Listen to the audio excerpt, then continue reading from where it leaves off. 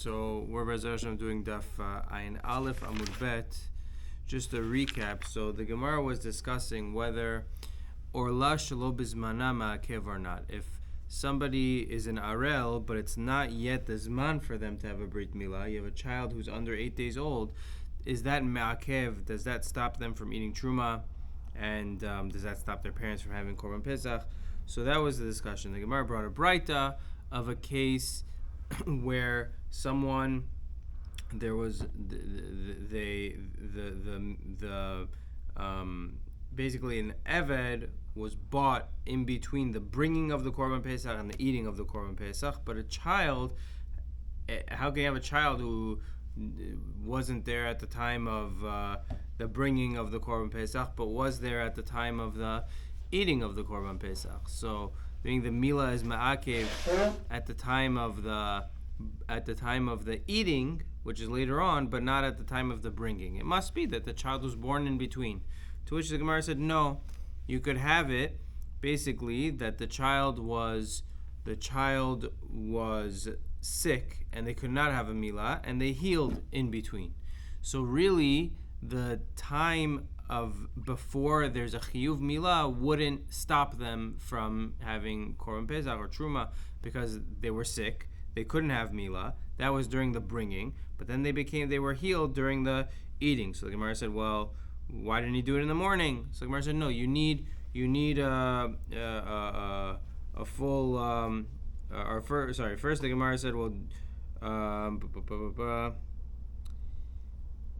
right, don't you have to wait 7 days? So the Gemara said, you're right. We were talking about that he waited 7 days since he healed. So the Gemara said, okay, then why didn't he do it in the morning? So the Gemara said, you need 7 days of 24-hour period. So basically, the case is that the child was sick and he became healed exactly 7 days before eating the Korban Pesach.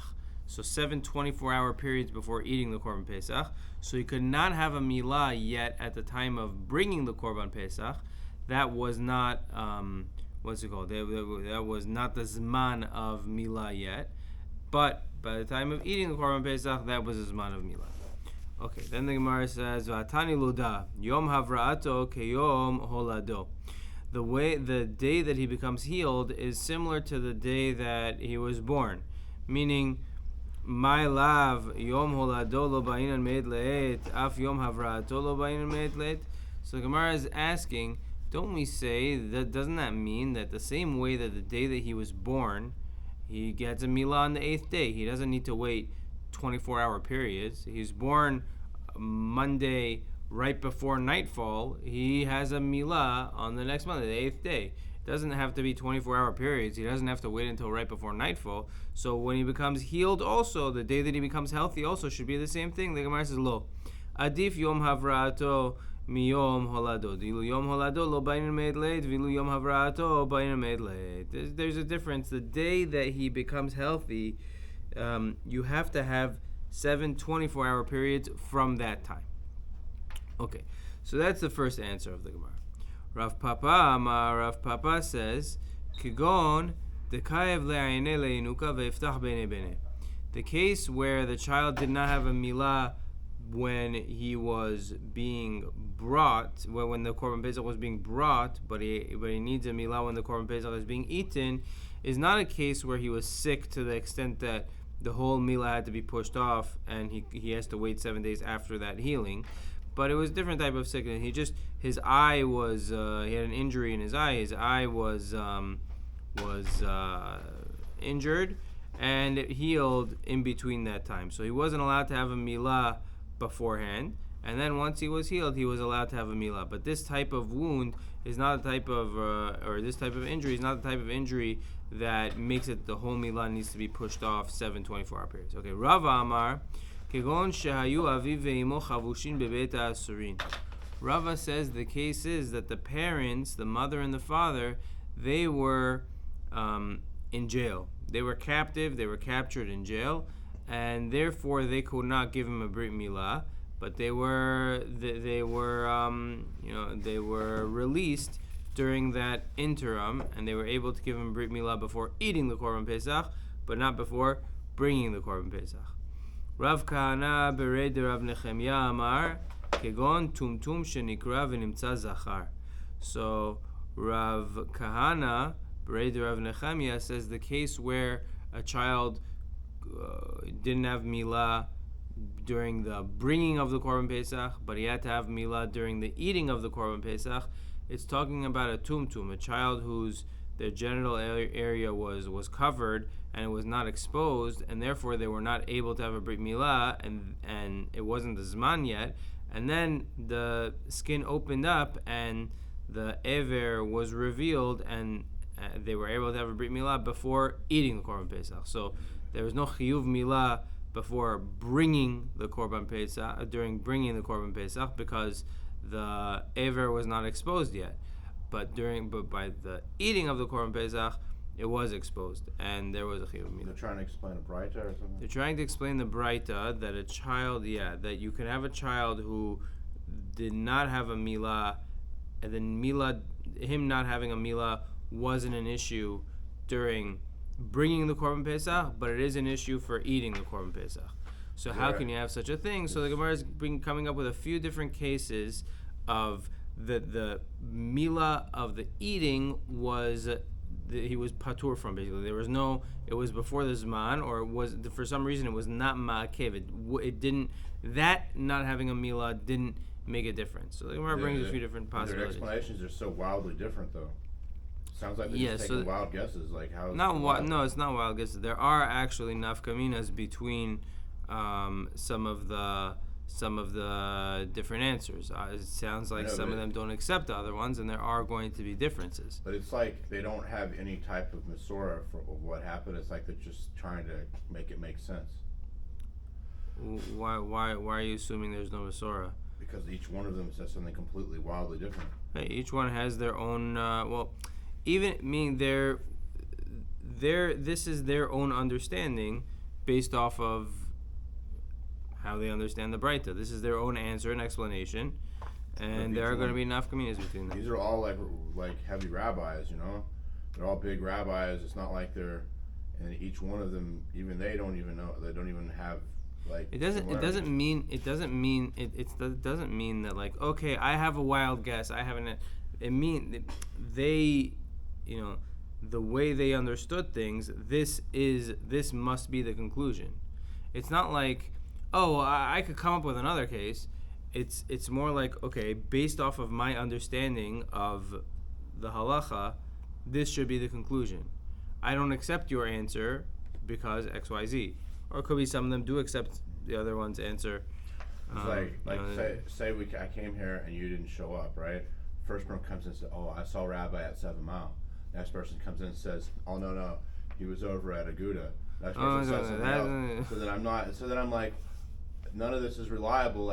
Even if I do trust these people, I'm just my brain would just kind of So these are all.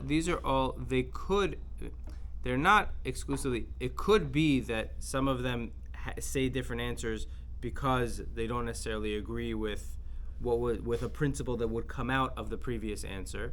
Therefore, they're coming up with a different answer. It could be that some of them do agree and they're just explaining there is another possible case. This is where you're when you're learning Gemara in Yeshiva, Be'iyun, and you have time to spend, a number of hours just on these few lines. So then, you would get into it and discuss, does he agree with him? Do they argue? Let's look into the Rishonim. Let's look into the Achronim. Are they nafkaminas? Are they not? Right, but we don't have time for that. Okay. Amar. Okay, Rav Sharavia Amar. So this is probably the most interesting answer. So the child stuck his head out. So the child's head came out of the mother, and at that point it's considered born, but the full body did not come out for the brit milah to be exposed, for the child to have a brit milah until after they shechted the Korban Pesach, before they ate it. So he had to have a milah before eating, because at that point he was fully out. But at the time of the Pesach being brought, he was not fully out yet. So we're saying essentially that he was stuck in that position with his head out for until the 8th day. So the Gemara says, Umi chaye, can a child like that live? Can a child live with just his head out of the mother for 8 days? V'atanya, kevan sheyatza la'avir ha'olam, niftach hasatum v'nistam ha'patuach.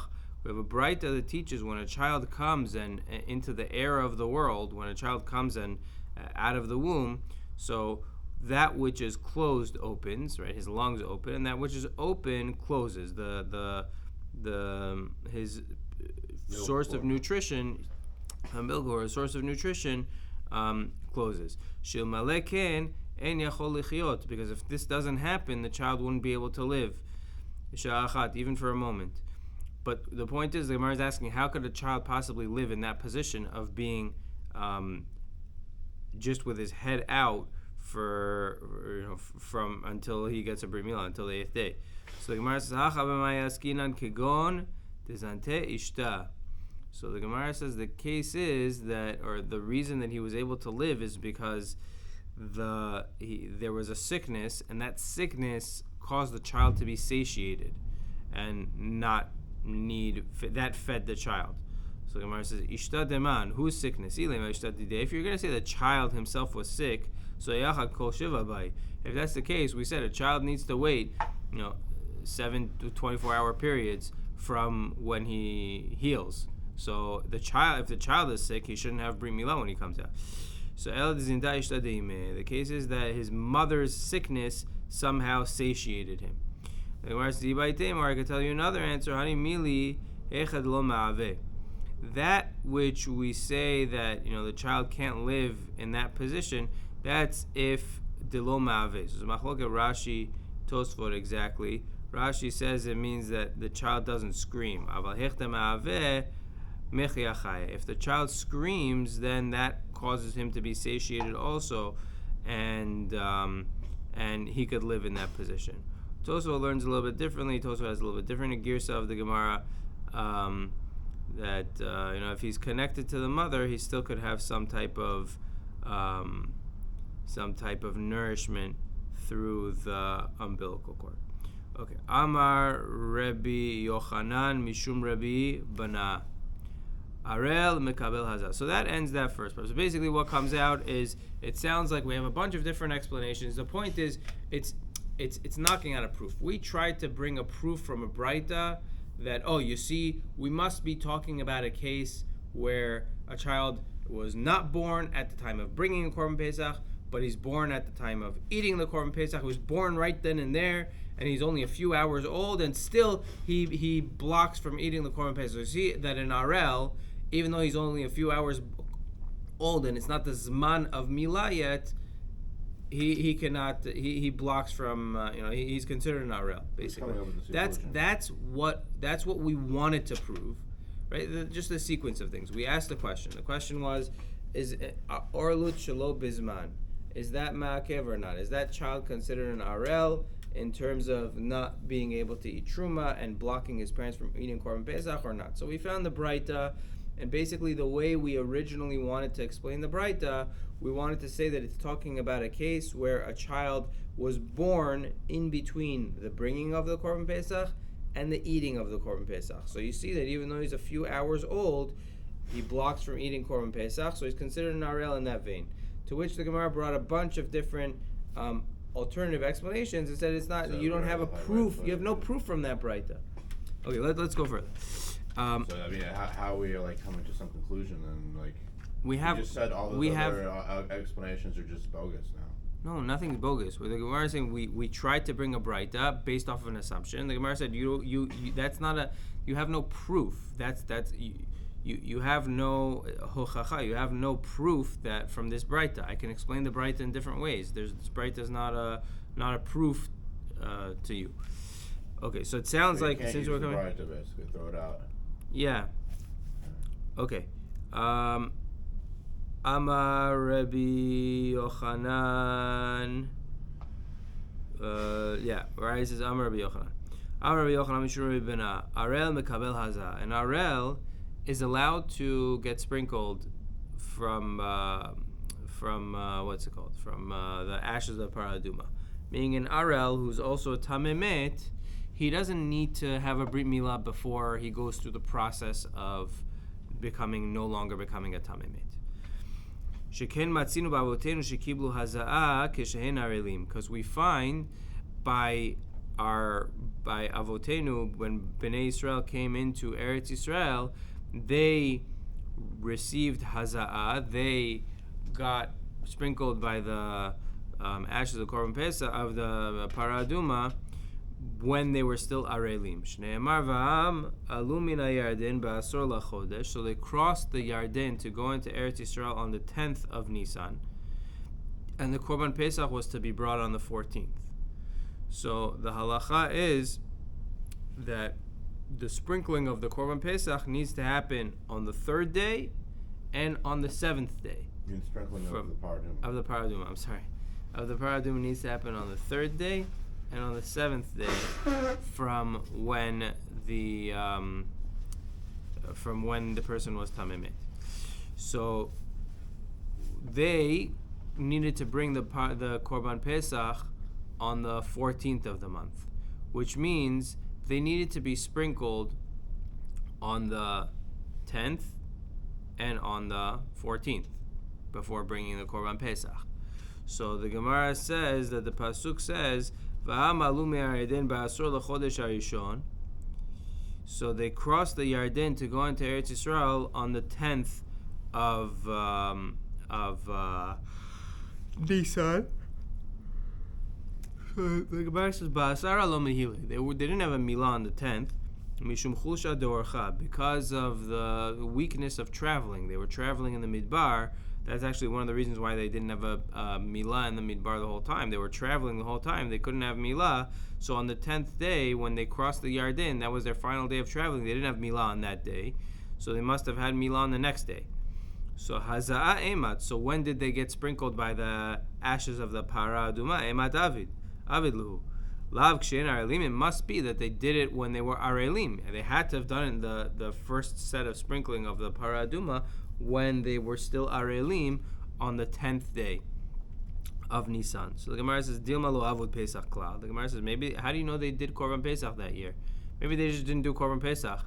You're saying, oh, well, it must be that they sprinkled on when they were still arelim because they had to, get it done before they brought Korban Pesach. Maybe they didn't do Korban Pesach. So the Gemara says, that can't be. It says that they brought Korban Pesach. So the Gemara says, no, maybe that was Pesach brought with Tumah, meaning maybe they weren't purified, because there's a rule that Tumah hutra b'tzibur. If everyone is Tameh, then certain activities could still be done. So maybe this Korban Pesach was brought b'tumah. So Amar le Rav Ashi says, no, we have a Braita. It sounds better that these people aren't really coming up with real alternatives. They're just playing devil's advocate. Yes. This is a little bit different discussion than above, yeah. But it's different type of them, what? Like both of them. This and what we did before, where they started giving all these alternatives to what this Braita could mean and all that. Yeah. It's more. They don't really have some source, so they're just, what if it's this? What if? It's like a implied what if to everything. Okay. Yeah. I'm just wondering. Yeah. That makes more sense. Okay. Tanya. So Amar Rav Ashi, Tanya Behedia, Malu v'tavlu. So we have a Braita that says specifically Malu v'tavlu v'asu pischein, that they did milah and they were tahor and they brought their Korban Pesach. So you see that they did become tahor. So they did have the ashes of paraduma sprinkled on them. Asu pischein b'tahara. They did their Korban Pesach with tahara. So it must be like what we're saying, that even when they were still arelim and they didn't have a brit milah yet for the first sprinkling, so you see that an arel can be sprinkled by the ashes of the paraduma. So Amar Rav bar Yitzchak, Amar Rav, lo nitna priyat milah la'Avram Avinu. So priya, so there's two steps to milah. There's the actual milah, the cutting, and the priya, which is bending back the skin to reveal the atara, to reveal the top of the ever, the top of the brit milah. So Rabbi Yitzchak Rabba bar Yitzchak says in the name of Rav that Avram Avinu just had the first part, the actual cutting of the orla. but he wasn't given the second part. He wasn't given priya. He wasn't given the mitzvah of pulling the skin back. Shneimar, it says in the pasuk, Baitai. There's two parts. One part is cutting the milah, and the other part is pulling the skin down, pulling the skin back, peeling the membrane down to reveal the top. There's two parts to Brit Milah. Avraham Avinu was not given the second part. We're trying to explain that they did it. Though. So yes, but just one of them wasn't given to Avraham Avinu. So the Gemara says, Shneimar ba'et hayeh amar Hashem el Yoshua aseh lecha charvot surim v'gomer. So the pasuk says that Hashem told Yoshua when they entered Eretz Yisrael that aseh lecha charvot surim, you make yourself, something sharp, like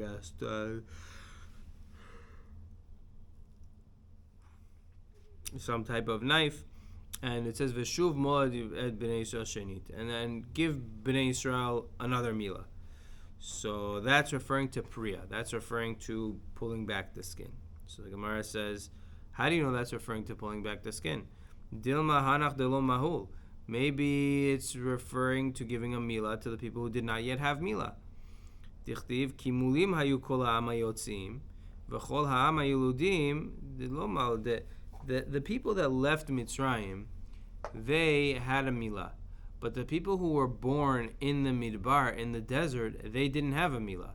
So maybe it was their first milah. Maybe when it says that Yoshua gave milah once again to people, it doesn't mean he gave a milah a second time. It means the first people had milah. These people never had milah. Okay, so he once again did milah, but it's their first milah. It's not necessarily referring to priya. It's not necessarily referring to a second step of milah.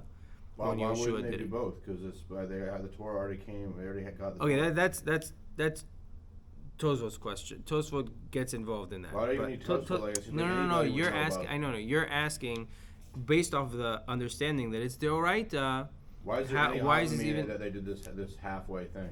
So the question is a little bit of a different question. Meaning, the question, the way that the Rishonim ask it is, if this is deoraita, our Gemara doesn't say anything about it being deoraita, about priya being deoraita.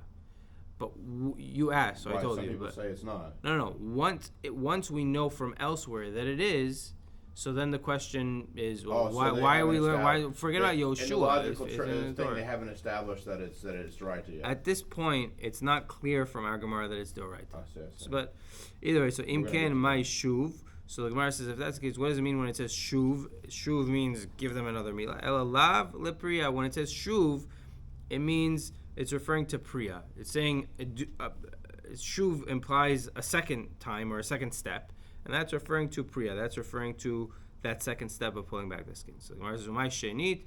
And what does it mean when it says shenit, a second time? La'akshriye sof milah l'tchilat milah. Ma tchilat milah ma'akevet af sof milah ma'akevin. Bo. The same way that the end of the beginning of the milah is ma'akev, the end of the milah, the last little parts are also ma'akev, and if it's not done properly, it doesn't count. That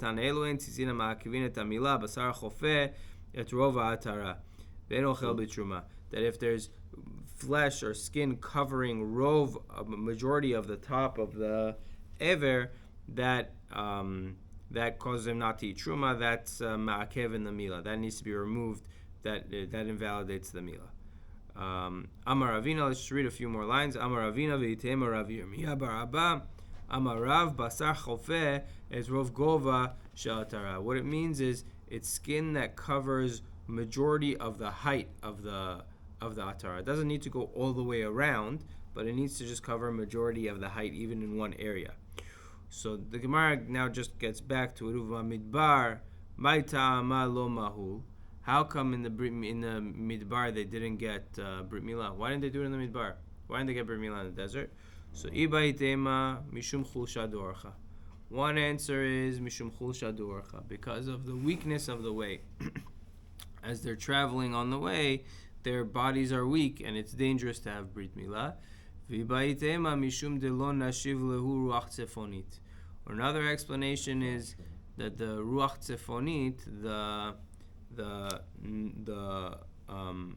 northern winds didn't blow during that time. And the northern winds, the Gemara says, are necessary for refuah. Titania, let's just get into the two dots and then we'll discuss it. Titania, Kol otan 40 shana shayu Yisrael b'midbar lo nashva lahem ruach tzefonit. The whole 40 years that Bnei Yisrael were in the desert, that northern wind didn't blow. Now, my ta'ama, how come that wind didn't blow?